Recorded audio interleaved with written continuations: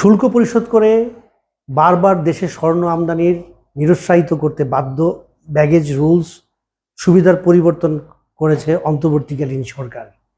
এখন থেকে ব্যাগেজ রুলসের সুবিধায় স্বর্ণ আনা যাবে বছরে মাত্র একবার। জাতীয় রাজস্ব বোর্ড এনবিআর থেকে এই সংক্রান্ত প্রজ্ঞাপন জারি করা হয়েছে।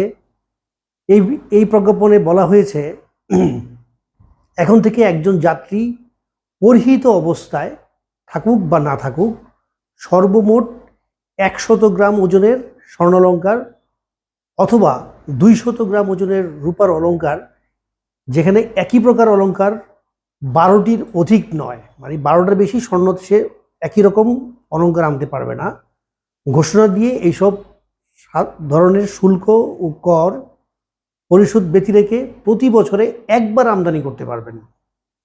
একজন যাত্রী বিদেশ থেকে আসার সময় ঘোষণা দিয়ে সর্বোচ্চ 117 গ্রাম বা 10 তোলা ওজনের স্বর্ণের বার বা স্বর্ণপিণ্ড অথবা 204 গ্রাম বা 20 তোলা ওজনের রূপার বার বা রৌপ্যপিণ্ড সব ধরনের শুল্ক ও কর পরিশোধ সাপেক্ষে প্রতি বছরে একবার আমদানি করতে পারবেন।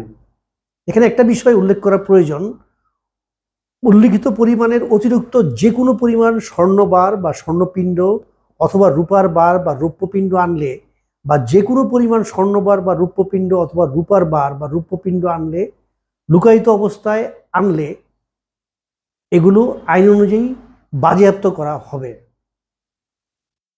বাণিজ্যিকভাবে স্বর্ণ আমদানির অনুমতি থাকলেও বাংলাদেশ জুয়েলারি অ্যাসোসিয়েশন বা বাজুস নেতারা বলেছেন আমদানির তুলনায় ব্যাগেজ রুলসের আওতায় স্বর্ণ আনা তুলনামূলকভাবে সস্তা।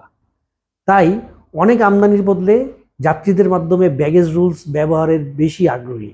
এমনকি অনেক চোরা কারবারিরাও এই সুযোগ কাজে লাগাচ্ছেন বলে ব্যাপকভাবে অভিযোগ রয়েছে।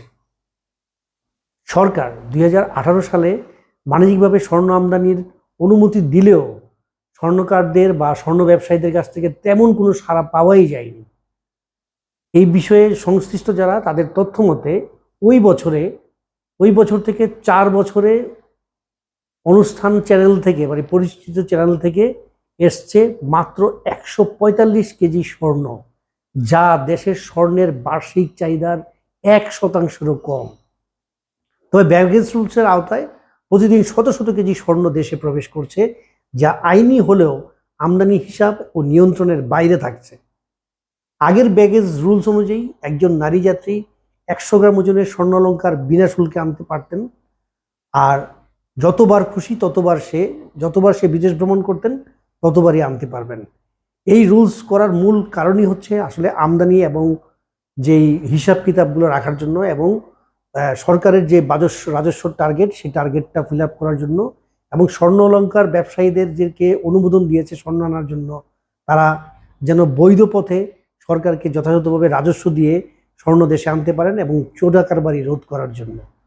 ভালো থাকবেন, সুস্থ থাকবেন, নিরাপদে থাকবেন। আসসালামু আলাইকুম।